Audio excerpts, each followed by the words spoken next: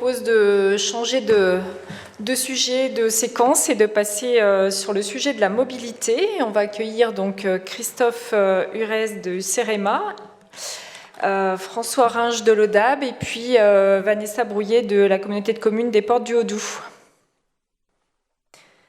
Alors juste quelques mots pendant que vous vous installez. Donc du coup, effectivement, avec le suivi des données sur la consommation d'énergie, les émissions de gaz à effet de serre de l'Observatoire, on a bien vu en 2020, bien sûr, diminuer les consommations d'énergie liées au transport, de l'ordre d'à peu près 12% au niveau régional, alors qu'avant, c'était le secteur dont les consommations ne diminuaient pas. Et puis avec elles, bien sûr, les émissions de gaz à effet de serre ont diminué, les polluants atmosphériques également. Mais au-delà de ce constat, en fait, l'impact de la crise sanitaire, il s'est fait également sur l'usage des différents modes de transport qui n'a pas évolué de la même façon. Donc ça, c'est un peu ce que vous allez nous présenter, Christophe Hurez. Donc avec une baisse importante du recours au transport collectif, au covoiturage, donc l'année 2020, un développement du vélo qui s'est accéléré. Alors bon, la question c'est est-ce que effectivement 3 ans après ces tendances elles se sont poursuivies ou pas. Et puis bien sûr l'impact du télétravail qui rebat les cartes, qui est maintenant bien installé pour une partie des actifs. Mais on se pose aussi la question de son impact sur la mobilité, est-ce qu'il y a des reports sur d'autres jours de la semaine ou pas, et puis le développement aussi des achats en ligne, qui ont explosé l'année 2020. Est-ce que ces changements de comportement, ils amènent aussi une réduction de déplacements? Donc beaucoup de questions, et on espère quelques réponses de votre côté. Donc je vous laisse la parole. Merci beaucoup. Alors bonjour à tous et à tous. Alors je vais construire mon exposé en fait autour de processus d'enquête qui sont maîtrisés par le CEREMA. L'avantage, c'est que comme on a les données, on peut les exploiter. Et comme on a aussi des données qu'on peut remonter dans le temps, on peut pouvoir faire nos comparaisons avant-après par rapport à Covid. Alors, juste quand même, avant de se poser la question de qu'est-ce qui s'est passé avec la crise Covid, il faut quand même avoir un peu une idée du panorama un peu de la mobilité avant la crise sanitaire. Bon, globalement, on a quand même des indicateurs de mobilité qui évoluent peu. En gros, une personne réalise entre 3 et 4 déplacements par jour. Le budget de temps consacré au déplacement, il reste stable. Globalement, on consacre 1 heure à se déplacer. Et puis, quand on regarde la répartition des motifs, pourquoi je me déplace, ou quand on regarde aussi la répartition des parts modales, globalement, on est sur des chiffres qui restent un peu stables. Typiquement, si on est autour de 60% de parts modales voiture et 10% de parts modales pour les transports en commun, on n'est pas vu d'évolution, malgré les évolutions des transports en commun, au global, où on serait passé à 30% pour les voitures et 30% pour les transports en commun. Il y a des évolutions, mais globalement, elles restent stables.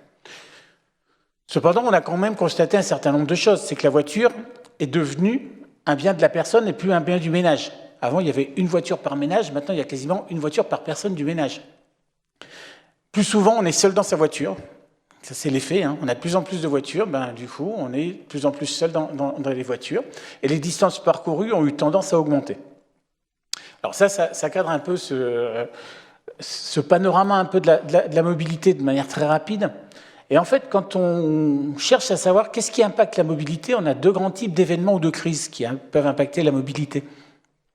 Vous avez des événements structurels ou des événements conjoncturels. Un événement structurel, typiquement, c'est je vais mettre en place un tramway dans une ville. Je n'avais pas de réseau bus, je mets en place un réseau bus. Voilà. Là, on a vraiment un effet structurel sur la partie de la mobilité. Et puis, on a des événements conjoncturels. Un événement conjoncturel, c'est on a un événement, il y a des modifications qui se passent, une crise énergétique, augmentation du prix du pétrole. On a effectivement des choses sur lesquelles on voit les gens diminuer leur distance parcourue en voiture, diminuer certains loisirs qu'ils faisaient en voiture. Et puis après, où on se réhabitue, où le prix du pétrole redescend, et on revient sur des mobilités comme avant l'événement. Et donc là, on est plutôt sur une conjoncture qui fait que ça évolue peu. Et donc, l'interrogation du jour, c'est la crise sanitaire de la Covid-19. Au final, c'est un événement structurel ou c'est un événement conjoncturel? Alors, je vais m'appuyer pour ça sur trois enquêtes, enfin, sur trois types d'analyses. Je vais vous présenter la grande région grenobloise dans un premier temps. Après, on réalise assez régulièrement des enquêtes ménages certifiées CEREMA, nos anciennes enquêtes ménages déplacement. Et donc, on a fait une analyse de 9 enquêtes qui ont été réalisées après la crise sanitaire. Et puis enfin, je regarderai par rapport à un baromètre mobilité que l'on a mis en place au niveau national avec l'ADEME au niveau du CEREMA. Alors, je passe sur ce que c'est qu'une MC2, on pourra revenir après si vous avez des questions, mais pourquoi est-ce que je me suis mis sur le cas de Grenoble? Parce que Grenoble, en fait, on avait commencé l'enquête fin 2019, puis mars 2020, crise sanitaire, confinement, on a arrêté l'enquête. Et l'enquête de Grenoble, on l'a reprise en septembre 2020. Donc, quelque part, on a un premier événement où on se dit, bah, tiens, on a une première vague avant la crise et une deuxième vague après. Qu'est-ce qui s'est passé dessus? Est-ce qu'on peut voir des différences avant-après? Donc là, on est vraiment, je dirais, dans l'effet immédiat de la crise sanitaire. Alors, clairement, ce qu'on a vu, c'est une augmentation de la pratique du télétravail. Donc, il y a une forte augmentation de la pratique du télétravail entre les deux vagues. On a gagné 10 points dans la vague 2. Donc, on a quand même un certain recul par rapport au moment du confinement. Tout le monde était confiné, il y a eu développement du télétravail, mais à partir de septembre-octobre, quand les choses ont pu reprendre, entre guillemets, leur cours normal, parce qu'on sait très bien qu'on a eu d'autres événements après en novembre 2020, mais globalement, on a bien vu cet effet-là. Donc clairement, il y a un effet, effectivement, de la pratique du télétravail. Et on s'est posé la question aussi, au-delà de la pratique du télétravail, d'évolution de l'usage des modes. Alors, on a vu une baisse globale de la mobilité, le nombre de déplacements par jour et par personne. Cette baisse a concerné la voiture et les transports en commun urbains. Et il y a eu une hausse de la mobilité pour la marche à pied. Par contre, avant mars 2020 et juste après mars 2020, on a bien vu la baisse de la part modale des transports en commun, une hausse de la part modale de la marche. Par contre, on a eu des incertitudes statistiques sur une hausse de la part modale du vélo et sur une baisse de la part modale de la voiture. C'est-à-dire qu'en fait, nos effectifs statistiques sont tellement faibles qu'on ne peut pas dire avec certitude que statistiquement, il y a une hausse ou il y a une baisse. Pourtant, sur le cas de Grenoble, il y a clairement eu, entre l'enquête qui avait eu lieu en 2010 et cette enquête-là, une hausse très significative de l'usage du vélo. Donc aujourd'hui, moi, l'usage du vélo sur Grenoble, toutes choses égales par ailleurs, je ne peux pas vous dire qu'est-ce qui est impactant par la crise sanitaire ou qu'est-ce qui est impactant par la politique menée par l'agglomération de Grenoble depuis des dizaines d'années.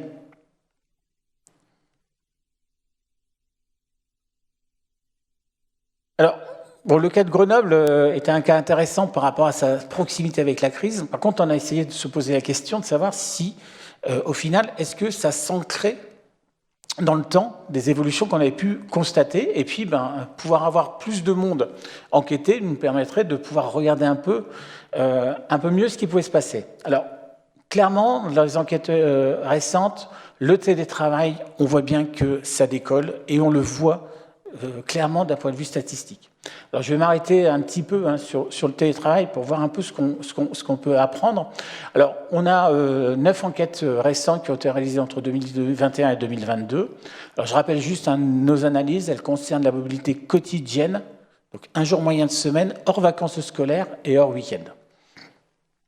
Et donc, pour la suite de l'analyse, on a identifié 3 profils d'actifs. Vous avez les télétravailleurs en télétravail à leur domicile. Vous avez les télétravailleurs à leur bureau. C'est bien que quand on fait du télétravail, on n'est pas tout le temps au domicile, on est aussi certains jours au bureau. Donc voilà, donc dans les télétravailleurs, on distingue ceux qui sont réellement en télétravail le jour où on les enquête et ceux qui sont à leur bureau. Et puis les autres actifs qui sont non télétravailleurs. Alors, 24% des actifs interrogés pratiquent le télétravail. Ils étaient 11% avant 2019. Donc on voit clairement qu'on a cette hausse. Et la pratique du télétravail régulière, c'est 75%. Attention, par contre, le télétravail concerne surtout les cadres. 55% des cadres pratiquent le télétravail et les professions intermédiaires. Par contre, les ouvriers, ils pratiquent très peu le télétravail. Donc, un jour moyen de semaine, vous avez 5% des actifs qui sont effectivement en télétravail à leur domicile.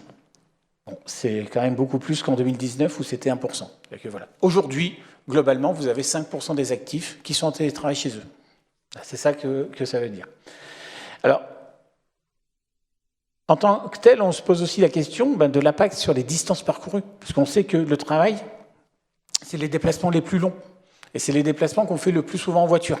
Donc du coup, on va se poser cette question, c'est quoi l'impact des télétravailleurs? Et donc, le télétravailleur, il travaille en moyenne à 21 km de chez lui, de chez eux le jour où ils vont au bureau.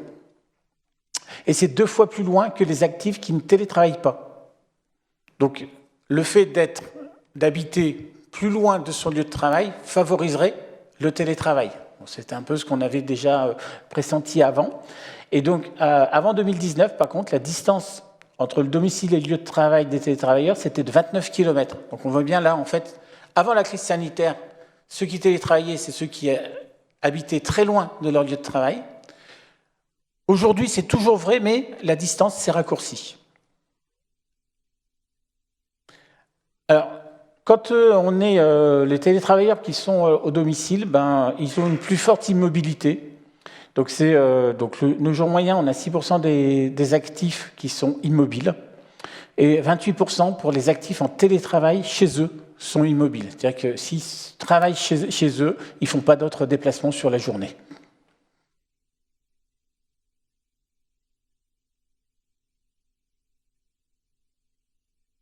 Alors, quand on regarde en fait un peu les activités, dans ce que je fais comme activité un jour, on voit bien que on a plus de retours au domicile parmi les télétravailleurs. Alors, pourquoi? Certainement parce qu'il y a moins d'enchaînement de déplacements. C'est-à-dire que peut-être qu'avant, je faisais de mon domicile, je déposais les enfants à l'école et j'allais sur mon lieu de travail.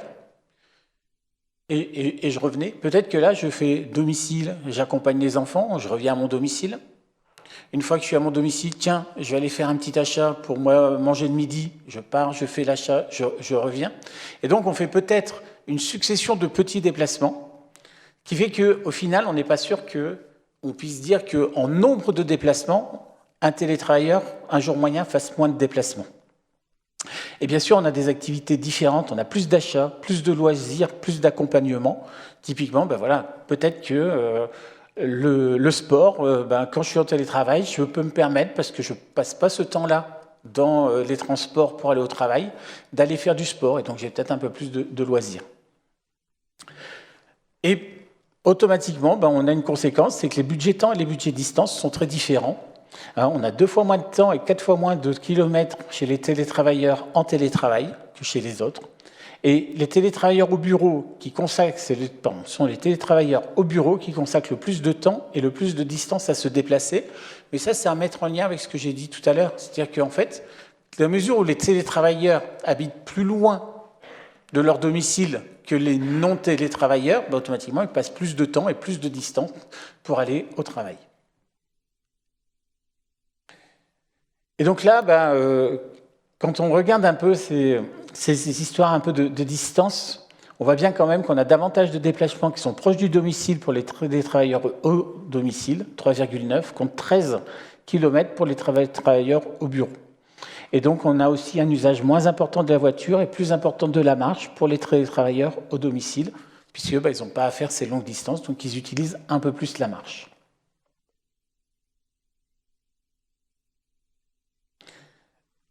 Alors, là, je vous ai parlé de ces enquêtes ménages. Alors, ça concerne en fait ce que je vous ai montré que 9 agglomérations, dont la Guadeloupe. Et donc, nous, on s'est posé la question au niveau du CEREMA d'avoir une vision en fait nationale. Et donc, on a fait une enquête avec l'ADEME auprès des 15 ans et plus, avec une collecte qui a été réalisée entre février et mars 2022. Avec une enquête par téléphone et une enquête par Internet pour avoir une mobilité sur 7 jours en continu. Alors, je vais vous présenter au-delà du télétravail, puisqu'on apprend encore des nouvelles choses avec cette enquête Baromob au niveau du télétravail, mais on a aussi appris d'autres choses, notamment effectivement sur la partie achat. Alors, Le télétravail, ce qu'il faut quand même avoir conscience, c'est que du télétravail, on en a partout, quels que soient les territoires concernés. Ce n'est pas propre, en fait, au milieu urbain dense, le télétravail. Donc ça, c'est une information qui est importante pour nous, et elle concerne, bien sûr, à chaque fois, plutôt, en fait, les actifs. Et le télétravail, on passe... Parce que l'avantage, c'est qu'on peut aussi demander aux gens... Et avant la crise, vous en faisiez ou pas du télétravail? Donc là, on a des vraies évolutions pour des mêmes personnes. Et donc, on est passé en gros de 3%, du télétravail, passé de 3% à 23%. Et typiquement, le télétravail, avant, il concernait beaucoup l'Île-de-France, notamment avec des distances plus importantes pour aller sur son lieu de travail. Et aujourd'hui, ce n'est plus vrai. Ça concerne vraiment tous ces territoires. Alors, au-delà du télétravail, que j'ai quand même bien abordé un petit peu avant, l'usage des transports en commun, je dirais s'il y a un mode qui a un peu souffert de la crise sanitaire, c'est les transports en commun. Et les transports en commun, donc 36% des télétravailleurs ont un abonnement TC, et 17% dans les zones moins denses, ça fait 4 fois plus que les autres actifs. C'est-à-dire que dans les zones moins denses, on a plus d'actifs avec abonnement, et parmi les abonnés, 25% des télétravailleurs ont lâché l'abonnement TC comme les autres actifs. C'est-à-dire que, quelque part, on a vu qu'il y avait un usage moins important des transports en commun, et quelque part, on peut se poser cette question, est-ce que le télétravail n'a pas été la cause de la baisse des transports en commun? Moi, j'ai souvent tendance à dire, quand les gens en fait qui sont revenus un peu dans les transports en commun, c'est un peu les captifs, c'est des personnes qui n'ont pas forcément le permis, les scolaires, etc. Quand on a des agglomérations, notamment avec un fort usage des scolaires, il y a eu une baisse de fréquentation des réseaux, mais qui a sa vie augmenté. Par contre, toutes les collectivités qui avaient réussi à amener des non-captifs dans les transports en commun, avec le télétravail, on a l'impression que ces non-captifs sont partis du DTC, et la question, et on en parlera tout à l'heure, est-ce que ces non-captifs reviennent dans les réseaux de transport en commun? Alors, on avait vu aussi avec la crise sanitaire un développement des achats en ligne, et donc on s'est posé la question de savoir est-ce que c'est resté ou pas suite à la crise sanitaire. Bon, 21% des personnes ne pratiquent jamais d'achat en ligne, et c'est 15% en Île-de-France seulement, et parmi les acheteurs, 19% n'ont pas fait d'achat en ligne le mois passé. Donc on voit bien qu'il y a des choses qui se font avec les achats en ligne, mais ce n'est pas non plus la majorité des achats qui se font en ligne. Et notamment dans les livraisons, il n'y a pas seulement des livraisons qui sont faites au domicile. Les gens vont aussi chercher les achats, ce qui fait que s'ils ne faisaient pas de déplacement pour aller directement faire l'achat, en matière de déplacement, ils font quand même le déplacement pour aller chercher l'achat dans un point relais, par exemple.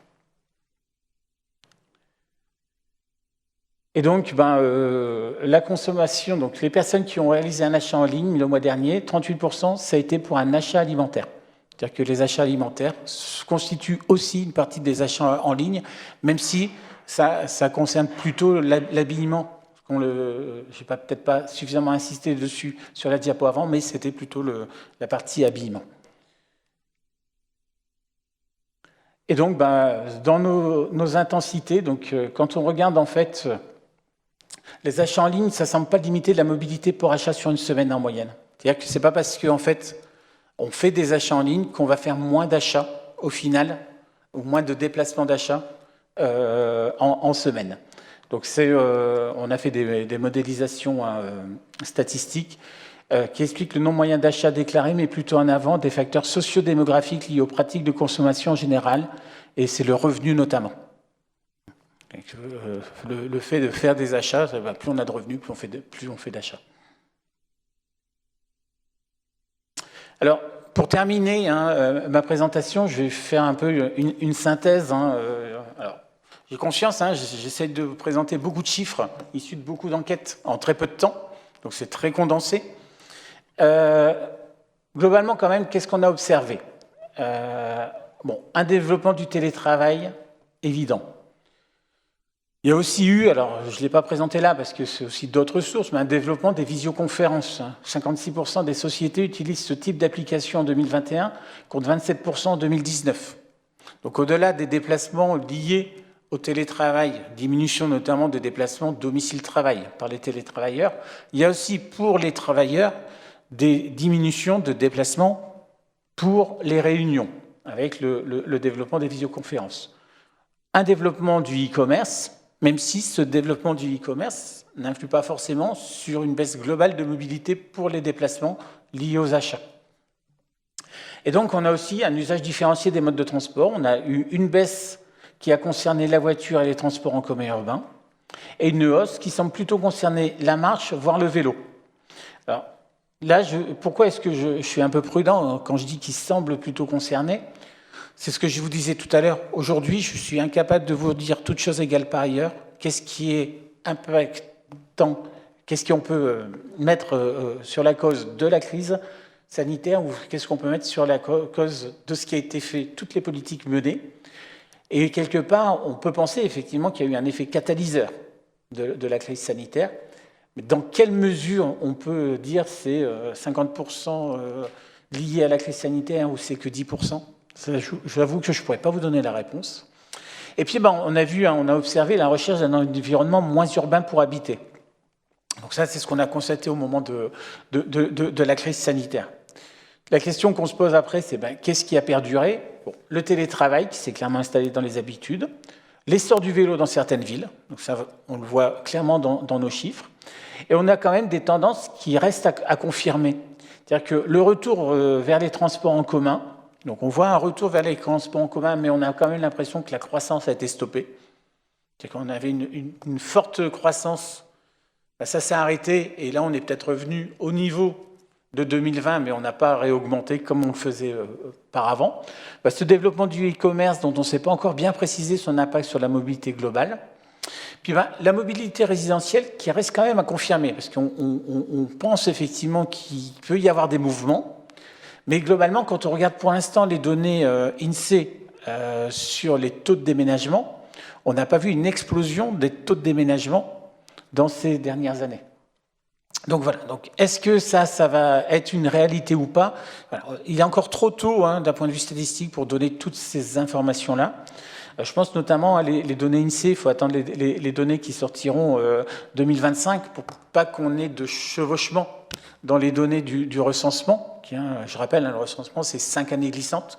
Donc si on pouvait bien regarder la donnée 2019 et la donnée qui sortira labellisée 2024-2025, là, on pourra peut-être voir des choses. Voilà, je vous remercie.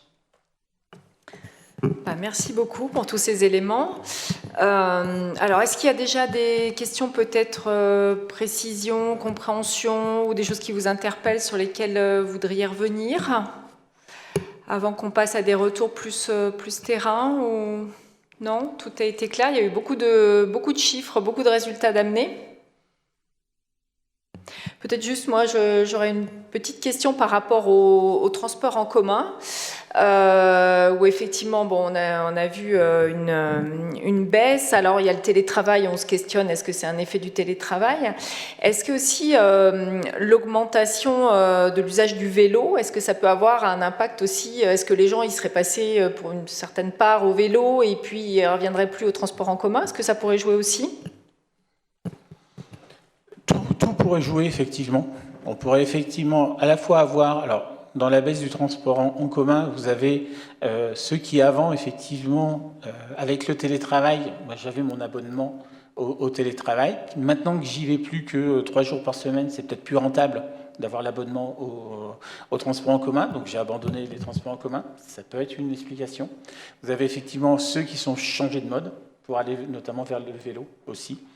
Et puis, enfin, je veux dire, il y a le double effet sur les transports en commun où c'est que quelque part, avant, je perds le fait, enfin, ceux qui vont en transport en commun 5 jours d'habitude, là, ils y vont que 3 jours, donc déjà on perd de la clientèle par cet effet-là. C'est-à-dire que même si je reste dans le transport en commun, je perds de la clientèle.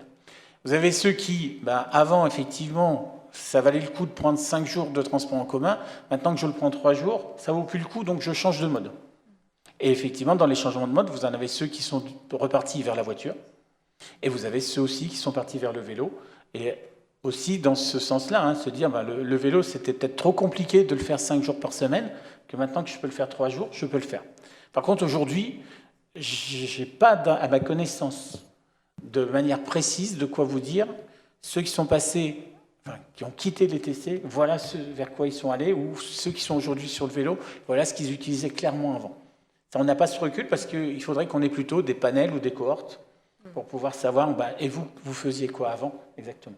Donc ça, on va voir, on essaye de mettre en place des protocoles d'enquête là-dessus. Il faudra attendre un peu de voir les évolutions. D'accord, merci. Peut-être qu'on aura des éléments de réponse du coup du côté des retours des territoires. Je vous propose de vous passer la parole. Donc peut-être on commence par la communauté de communes des Portes du Haut-Doubs, Vanessa Brouillet. Et puis ensuite on écoutera François Ringe de l'ODAB. Très bien, merci. Bonjour à toutes et tous. On va déjà replacer le contexte dans un premier temps. Donc au niveau de la communauté de communes, les réflexions sur la mobilité, elles sont initiées depuis déjà quelques dizaines d'années. Et ces réflexions, elles se sont amplifiées avec la loi LOM, pardon. Et puis, donc, toutes les ambitions régionales qui sont apparues aussi ces dernières années. Donc, avec la loi LOM et la possibilité du transfert de la compétence autorité organisatrice de la mobilité, la communauté de communes, donc les élus ont fait le choix de se réinterroger sur cette possibilité de prise de compétence AOM et puis des actions qui ont été menées à l'échelle du territoire Comcom.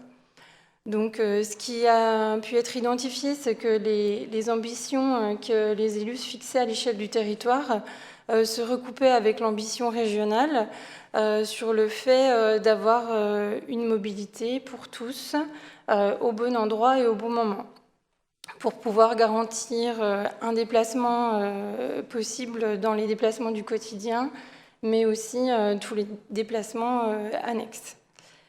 Donc, fin 2019, dans ce contexte d'évolution réglementaire, les élus ont fait le choix de prendre un cabinet avec une étude qui s'est déroulée en 2 temps. Une première phase sur la réflexion et l'accompagnement à la prise de compétences AOM, et puis, en fonction de la décision prise, l'accompagnement sur l'élaboration d'un schéma local d'orientation des mobilités. Parce que voilà, la volonté, c'est pas le tout de prendre une compétence, mais qu'est-ce qu'on fait de cette compétence. Donc, l'accompagnement à la prise de décision, donc, elle s'est faite de 2020 jusqu'à 2021. Donc, ça aboutit sur la prise de compétences AOM en juin 2021. S'en est suivi donc toute une phase de diagnostic, d'ateliers à l'échelle du territoire, parce que la volonté, c'était vraiment d'inclure à la fois les élus, les usagers, les entreprises du territoire, voilà, pour pouvoir élaborer ce schéma local d'orientation des mobilités, pour avoir une stratégie à peu près à 12 ans, avec un premier plan d'action à horizon 6 ans. Sachant du coup que ce schéma local se recoupe avec différents autres documents en cours d'élaboration sur le territoire, notamment le plan local d'urbanisme intercommunal qui vient d'être arrêté avec une approbation prévue l'année prochaine, un plan climat air énergie territorial qui devrait aboutir d'ici fin d'année également, sachant que donc, le schéma local d'orientation des mobilités est repris intégralement dans le PCAET du territoire et en constitue un axe complet. Une labellisation territoire d'industrie depuis 2019 et puis d'autres démarches aussi engagées auprès des entreprises, notamment une démarche IT, écologie industrielle territorialisée. Et puis donc le contrat local de santé aussi pour la promotion de tout ce qui est mobilité active. Voilà un peu pour le contexte. Je vais faire un petit focus sur le territoire de la communauté de communes. Donc au niveau des portes du Haut-Doubs, donc on a un territoire rural. Donc forcément, on va avoir beaucoup moins d'offres en transport en commun que les secteurs urbains. Donc vous voyez, on couvre 644 km². Donc on regroupe 47 communes, mais comme le disent souvent nos élus, c'est 47 communes, mais 55 villages. Parce qu'on a eu des regroupements de villages via des communes nouvelles. On a à peu près 27 000 habitants sur le territoire avec une forte évolution chaque année sur la dernière décennie. Et puis on a donc 12 546 actifs qui résident sur le territoire avec un nombre d'emplois proposés un peu inférieur à 7 000 emplois.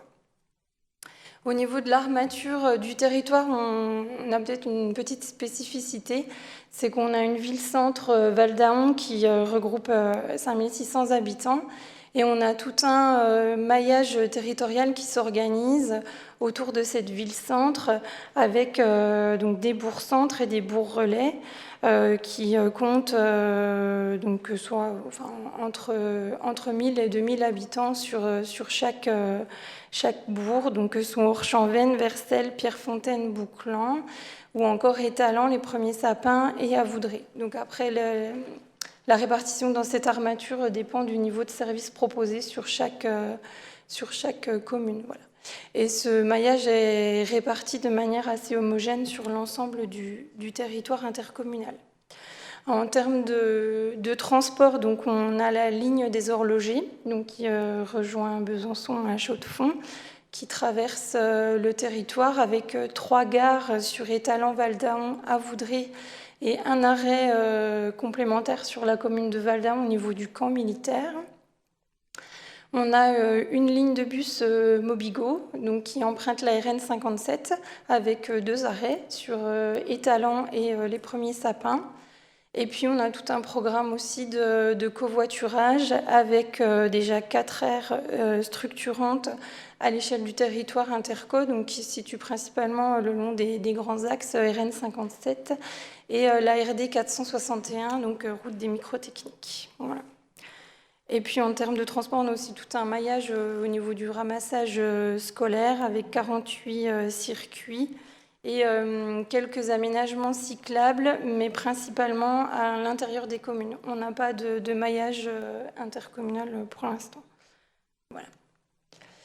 Ce qu'on a pu mettre en évidence dans le cadre du diagnostic, dans le cadre de l'élaboration de ce schéma, c'est qu'on a quand même un territoire sous influence externe. Mais ce qu'on a pu constater, c'est qu'on a quand même la moitié des actifs du territoire qui résident et qui travaillent sur le territoire de la Comcom. Dans cette moitié d'actifs, à peu près 60% travaillent dans leur commune de résidence et les 40% vont travailler vers les centralités que j'ai pu citer précédemment. Et puis au niveau des pôles extérieurs, donc principalement Grand Besançon Métropole, la Suisse et puis les EPCI voisins sur la frange Haut-Doubs. Voilà.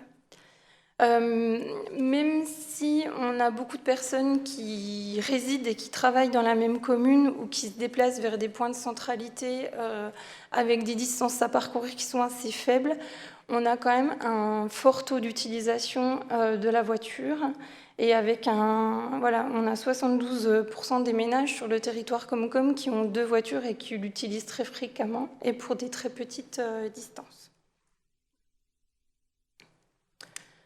Donc, dans le cadre de l'élaboration du schéma, les enjeux qui ont pu être mis en évidence, donc, comme je l'ai pu signaler, donc, on a eu travaillé avec les élus.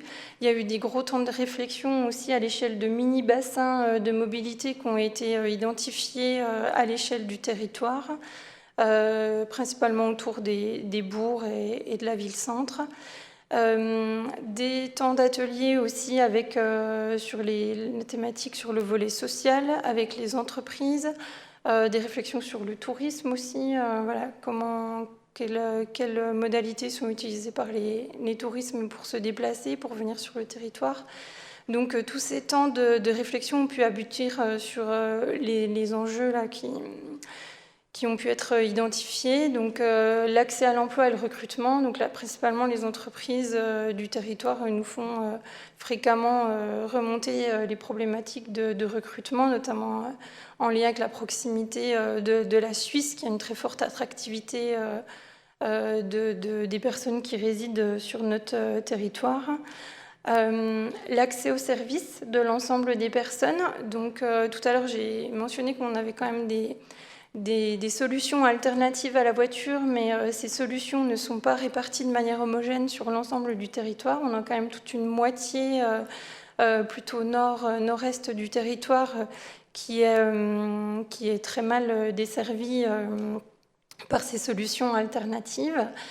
C'est là où on a les loyers les plus faibles aussi du territoire, donc des personnes qui peuvent se retrouver donc, sans forcément des solutions de motorisation. Donc voilà, des problématiques de déplacement à ce niveau-là.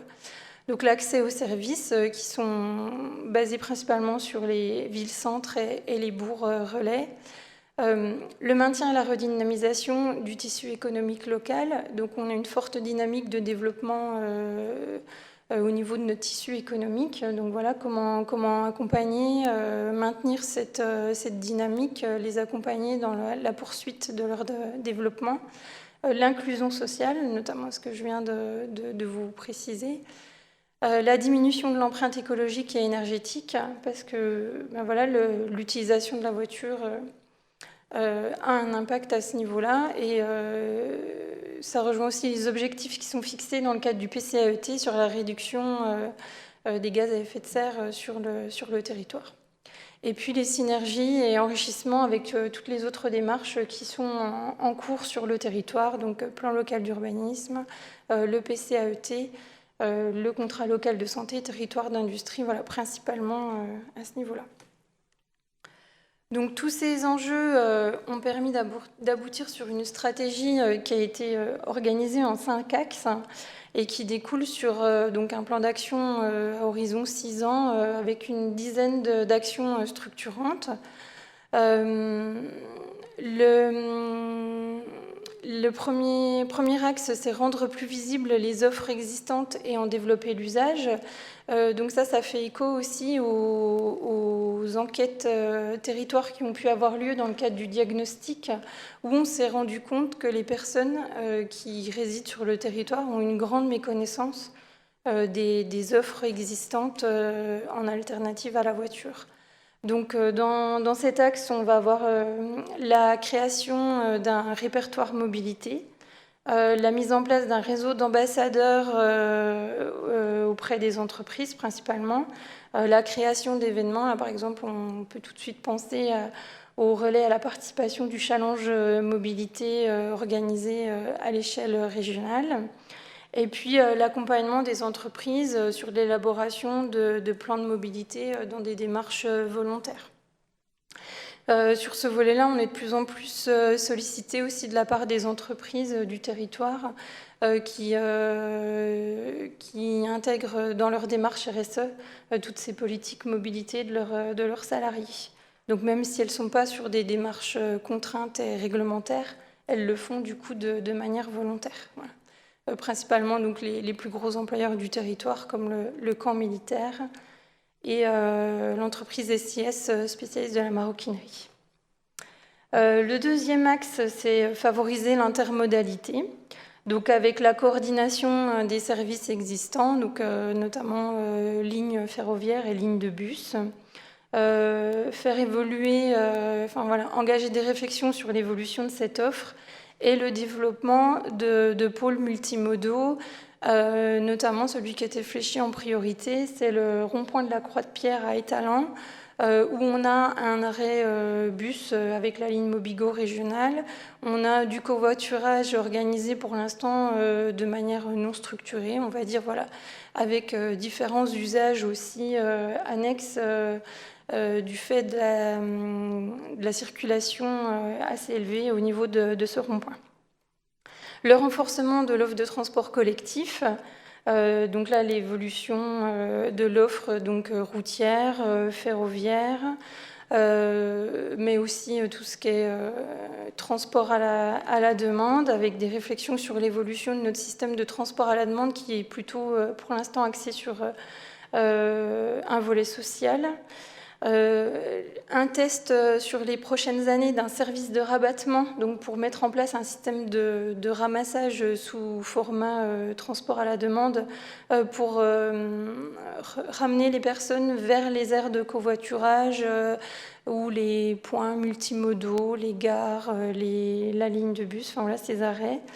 Et puis, une réflexion potentiellement pour ouvrir l'utilisation des lignes scolaires.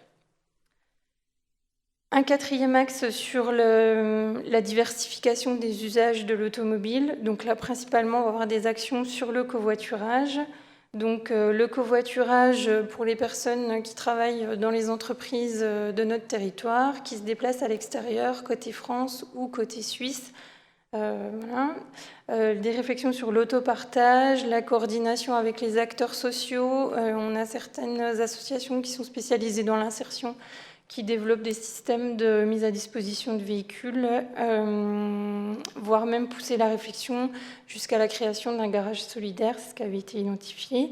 Et puis le déploiement d'un réseau de bornes électriques pour les recharges des véhicules. Voilà. Et puis le dernier axe, donc développer les aménagements en faveur des modes actifs. Donc là, c'est vraiment favoriser l'utilisation du vélo au quotidien. Donc, même si on est sur un territoire rural, on est premier plateau, on n'a pas forcément de grosses problématiques de topographie pour se déplacer en vélo, mais par contre, les distances et les infrastructures voilà, font qu'aujourd'hui, l'usage n'est pas du tout favorisé à ce niveau-là. Donc, il y aurait une réflexion sur l'élaboration d'un schéma cyclable sur l'ensemble du territoire interco, et puis dans un second temps, l'accompagnement des communes sur les aménagements prévus et identifiés dans le cadre de ce schéma. Voilà. Sachant que la communauté de communes n'a pas la compétence voirie, donc il faudra forcément du coup qu'on s'associe avec les communes et les gestionnaires de voirie pour pouvoir développer ce schéma cyclable. Sachant que dans un premier temps, on a déjà un réseau d'itinéraires cyclables qui est identifié pour relier la ville-centre avec les bourgs relais. Mais ces itinéraires ont plutôt une vocation touristique dans un premier temps parce qu'on n'a pas un liaisonnement direct entre communes. Voilà. Oui, merci. Je propose d'enchaîner avec le témoignage de François Ringe, qui du coup représente le territoire juste à côté du vôtre et qui est pas sans influence puisque c'est Grand Besançon Métropole. Donc on a vu qu'il y avait une partie des actifs de votre territoire qui va travailler sur Grand Besançon. Voilà, donc j'installe la présentation et puis je vous passe la parole. C'est à vous. Eh bien, bonjour à toutes et à tous. François Ringe, donc de l'agence d'urbanisme de Besançon, Centre-Franche-Comté. Je ne suis pas de GBM. J'interviens pour eux et grâce à eux, on a monté une petite présentation. Je suis AMO du département mobilité de GBM, donc on a pu rassembler quelques données très très récentes, pour certaines jamais encore trop exploitées, pour répondre à la question, est-ce qu'il y a eu des changements, des différences sur les dernières années, et notamment en lien avec la crise sanitaire. Juste un petit panorama des travaux de l'ODAB sur cette période-là. Ça a été évoqué tout à l'heure, le Grand Besançon a mené une enquête déplacement, une enquête ménage-déplacement EMC2, dont les résultats ont été publiés en 2018-2019, ce qui nous permet à nous de voir quelle était la tendance des années avant Covid. Donc elle est tombée finalement au bon moment, juste avant la crise, et on verra la prochaine, s'il y en a une dans quelques années, pour voir ce qui a changé. Donc on a eu en 2020 un travail sur, je dirais, dans l'urgence, suite au premier confinement, pour voir ce qui se passait, mais c'était vraiment de l'observation un peu en temps réel, alors avec des données qui n'étaient pas forcément simples à manipuler, mais qui venaient plutôt des GAFA, hein, Apple, Google, qui donnaient des données comme ça un peu en temps réel sur la mobilité, qu'on a essayé d'exploiter au niveau local. Et ensuite, on s'est lancé donc pour le compte du Grand Besançon Métropole dans les travaux préparatoires du prochain plan de mobilité, donc les anciens PDU, qui s'appellent maintenant plan de mobilité, avec notamment une enquête qui est arrivée en 2021, donc juste avant le 3e et dernier confinement, une enquête qui portait sur les habitudes de mobilité et les souhaits pour les évolutions de stratégies de mobilité. Alors, je la souligne parce qu'on attendait évidemment un taux de réponse satisfaisant, mais on a eu quasiment 3000 questionnaires, donc exploitables. Donc c'était assez étonnant pour une enquête en ligne uniquement, alors qui n'était pas orientée Covid, mais on avait quand même inséré quelques questions pour avoir un peu d'informations. Alors, même exercice, je plante le décor de GBM très rapidement, donc avec 2 enquêtes ménages qui ont eu lieu en 2005 et 2018, donc on a à peu près 15 ans d'évolution pré-Covid. Je vais faire vite parce que c'est les mêmes constats que dans les autres enquêtes ménages. On a des habitants qui se déplacent moins en moyenne qu'il y a 15 ans. C'est une tendance assez nationale. Tout simplement, il y a moins d'actifs, hein. Il y a un vieillissement de la population. Alors, pas forcément ceux qui se déplacent le moins d'ailleurs. On a des étudiants qui se déplacent moins qu'en 2005. Et on a des modes actifs qui ont été boostés en 15 ans, alors pour de multiples raisons, hein. Toutes les communes ont fait de nombreux aménagements en faveur des modes doux depuis 15 ans. Il y a un tramway qui est arrivé en cours de route, donc avec une hausse marche à pied de 16% en 15 ans, qui était déjà haute, donc c'est une hausse assez importante, et les vélos qui ont fait plus 50% à peu près. Alors on partait de pas grand-chose. C'est mieux qu'avant, c'est encore assez faible, mais en tout cas, il y a une croissance assez forte. Une part de la voiture qui diminuait de 3 points et les transports en commun qui restaient globalement stables sur le territoire, malgré l'arrivée du tramway. Le tramway a plutôt sécurisé un usage du TC et a amélioré le confort des usagers, mais pas forcément boosté la part modale. C'est aussi quelque chose qui est observé dans de nombreuses agglomérations. Petite chose aussi sur le motif de déplacement, on voit que le domicile-travail représente aujourd'hui 21% des trajets observés. Le domicile-travail, c'est 1/5 des déplacements. Et il est plutôt en recul par rapport à 2005. Et là, on est plutôt sur effectivement le vieillissement de la population. Alors voilà ces fameuses données mobilité qui étaient fournies par les GAFA. Pareil, ça a été un peu brossé déjà tout à l'heure, donc je vais faire rapide. On a les 3 périodes de confinement. La première plus drastique que les suivantes, avec, là vous avez en rouge l'évolution de la voiture, en tout cas du bornage en voiture sur les téléphones Apple uniquement. Et donc un écart à la moyenne d'avant.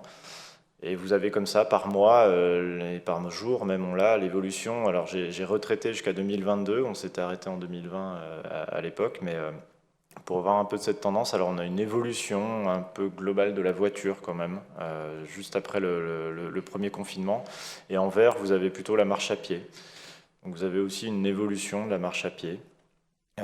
Qui s'est observé. Alors là, on est sur l'échelle ex-Franche-Comté, parce qu'on ne peut pas descendre plus finement sur ces données-là. Mais voilà, on voyait un peu les dynamiques confinement. On voit le premier qui a été vraiment très fort, avec des baisses de 75%, 80% des déplacements en voiture ou en marche à pied, et ensuite une explosion post-confinement, notamment de la voiture, et ensuite ça se restabilise dans les années après sur les 2 autres confinements. Alors je vais brosser les évolutions Grand Besançon Métropole un peu par mode. Commençant par le vélo, c'est vrai il y a eu beaucoup de littérature sur le boom du vélo suite au Covid. Il y a eu les fameuses coronapistes, donc tous ces aménagements provisoires ou provisoires durables qui ont été mis en place par différentes collectivités en France. Il y avait à peu près 500 km d'aménagement provisoire vélo. On a eu un exemple dans le Grand Besançon sur le boulevard, mais qui n'a pas montré un succès fou, parce qu'il ne correspondait déjà pas forcément à un trajet vélo à la base. Donc voilà, c'était plus pour suivre le mouvement, mais tout s'est fait dans l'urgence à l'époque, hein, je le rappelle, on décidait un peu du jour au lendemain.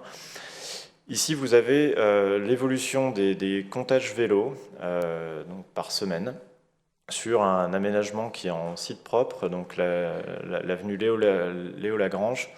Et donc, on est retourné chercher les données de 2019 jusqu'à toute récente, jusqu'à 2022. Alors, clairement, on ne voit pas énormément d'effets Covid. En tout cas, le carré correspond aux périodes de confinement. On a un petit boom post-premier confinement, mais finalement, il correspond plutôt à la rentrée universitaire. Donc, on a plutôt des étudiants qui se mettent au vélo en septembre, ensuite ça diminue, parce que le mauvais temps arrive. Mais voilà, on a plus un effet météo qu'un effet Covid sur le vélo. Tout ce qu'on peut dire, c'est que finalement, on a une tendance à la hausse quand même, mais qui n'est pas franchement remise en cause ni accélérée par le Covid. C'est une tendance de fond. Le vélo prend ses quartiers définitivement en ville. En tout cas, sur cet axe-là, on retrouve ça sur à peu près tous les axes. Alors, dans l'enquête qu'on avait menée, il y avait quand même un sentiment de sécurité en termes sanitaires à faire du vélo plutôt qu'à se mettre dans un transport en commun, qui a eu une bonne perception du vélo, surtout sur ces questions de santé. Alors, sécurité en période de confinement, oui, parce qu'il y avait moins de trafic routier. Depuis, c'est un peu plus compliqué.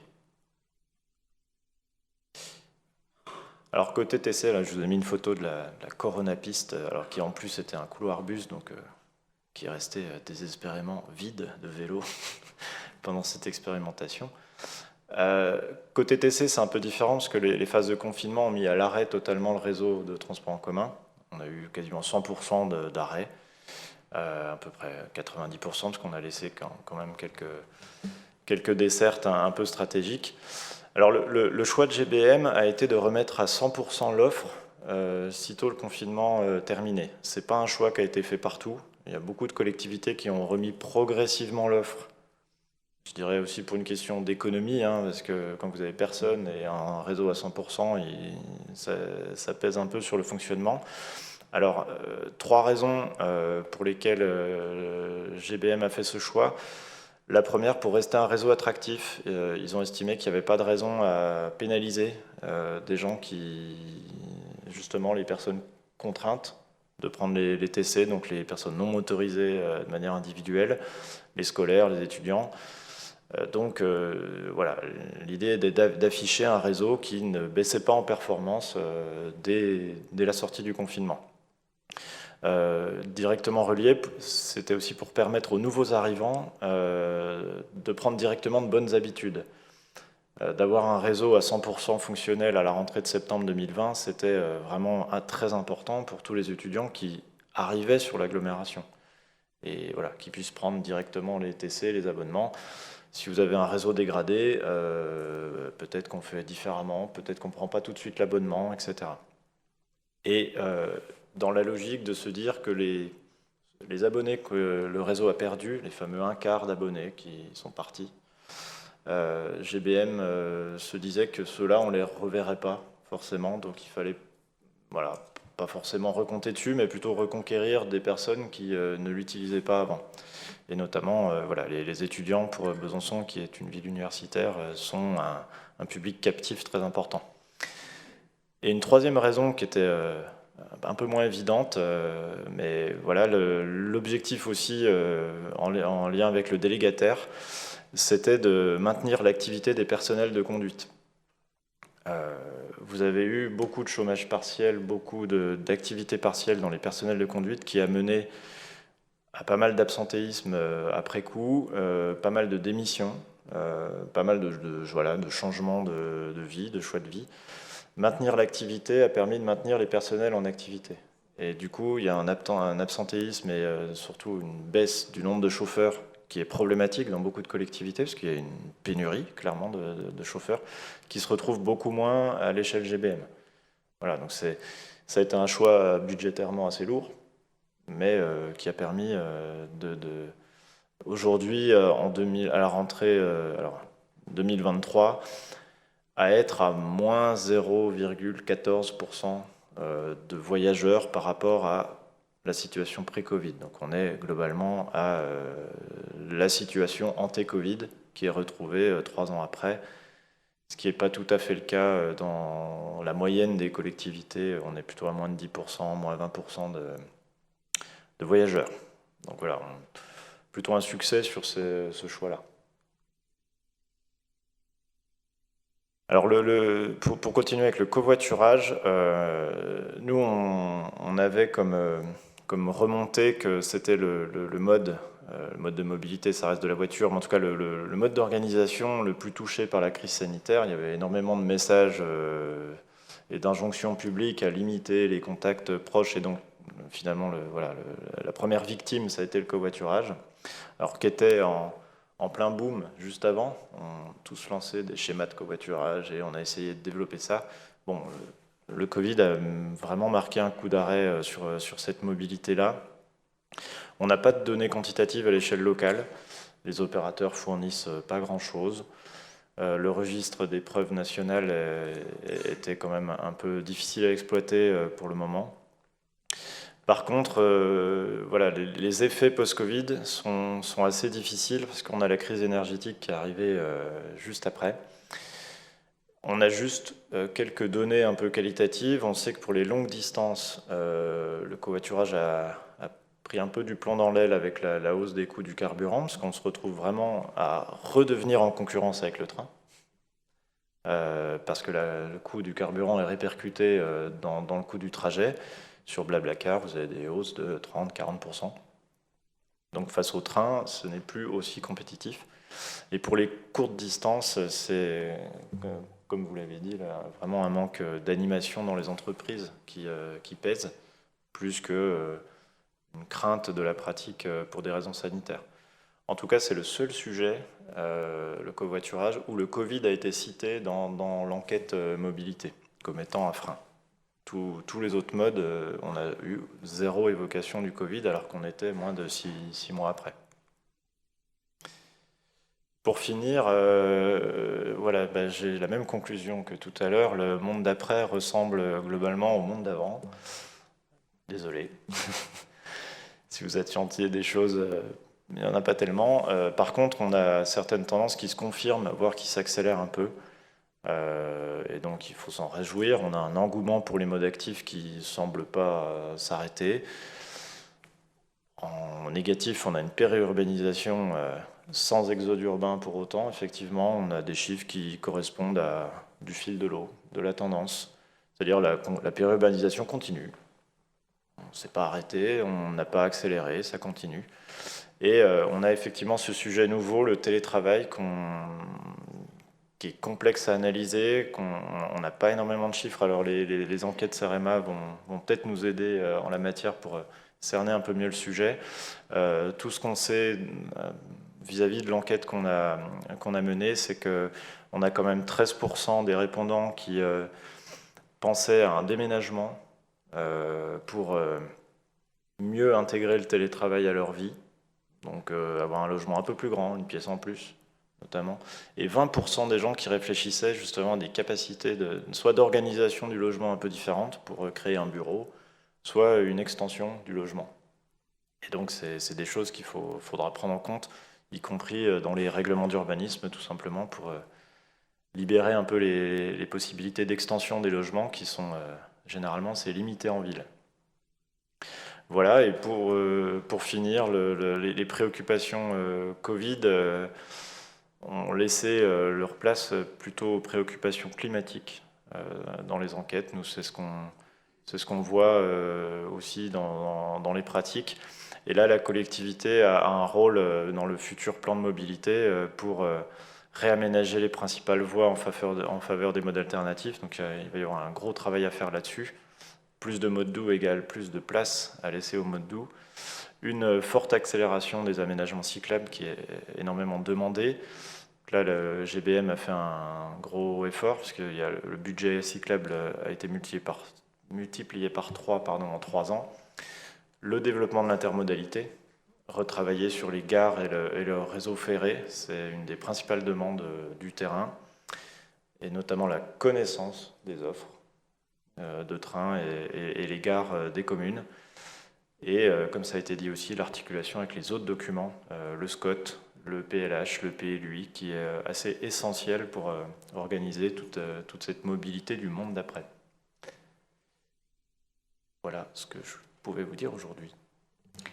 Merci beaucoup, c'était très riche, les 2 témoignages effectivement sur 2 territoires avec des caractéristiques bien différentes. Est-ce qu'on a pris un petit peu de retard, mais on a le temps quand même de prendre 1 ou 2 réactions, témoignages complémentaires ou questions?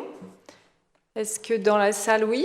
Je vois tout au fond. Si vous voulez vous présenter. Oui, bonjour, Patrick Noblet, je suis membre de la Fédération nationale des associations d'usagers des transports.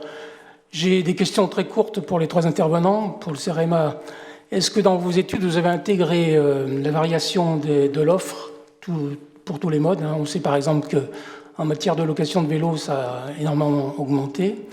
Est-ce que vous avez intégré également la tarification, y compris peut-être la gratuité pour certains secteurs? Concernant la communauté de communes, vous avez créé apparemment un bassin de mobilité. Est-ce que vous avez créé un comité de partenaires, et si oui, quelle en est la composition? Et est-ce que vous avez travaillé sur le transfrontalier, puisqu'on sait qu'il y a un certain nombre d'habitants de votre secteur qui vont travailler en Suisse? Et concernant l'ODAB, vous parlez de prospective avec le plan de mobilité. Est-ce que vous avez déjà des prévisions de report modal éventuel à nous donner? Merci.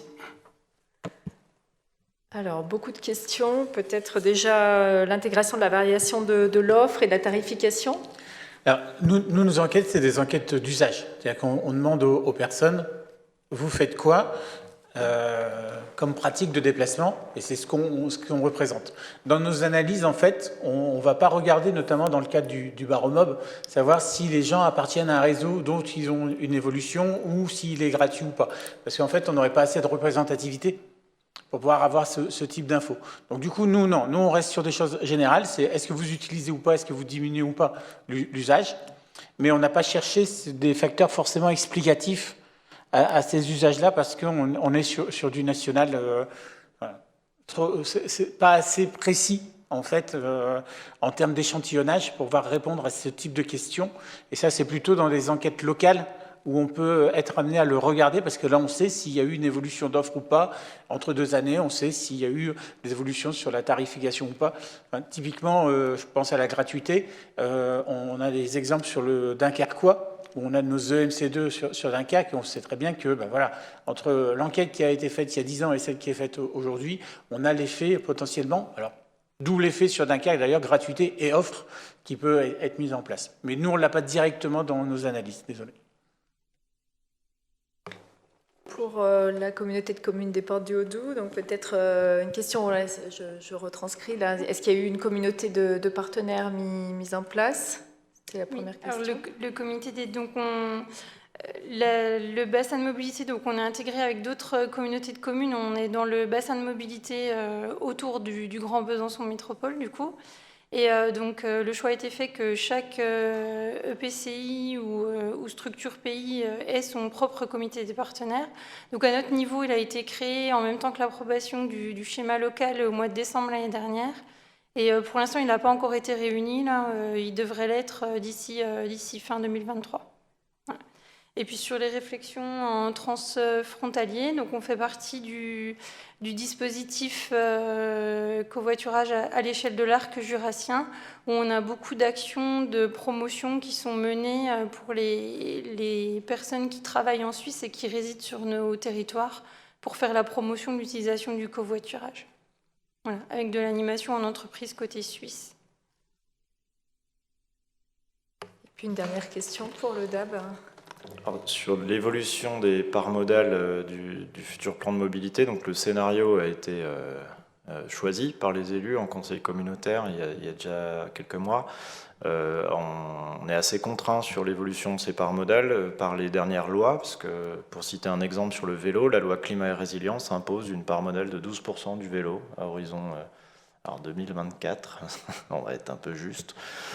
Mais voilà, on a comme ça des objectifs, donc forcément 12% de vélo, on doit être à 2 aujourd'hui. On doit rogner sur les autres modes. Essentiel, on ne va pas essayer de le faire sur les transports en commun, donc c'est la voiture qui aura un objectif de réduction assez fort. Mais voilà, je n'ai pas exactement les chiffres en tête, mais en tout cas, ils pourront être représentés aussi dans le comité de partenaires qui devrait avoir lieu à l'étape élaboration du plan d'action. Merci. Je vous propose de passer à la dernière séquence.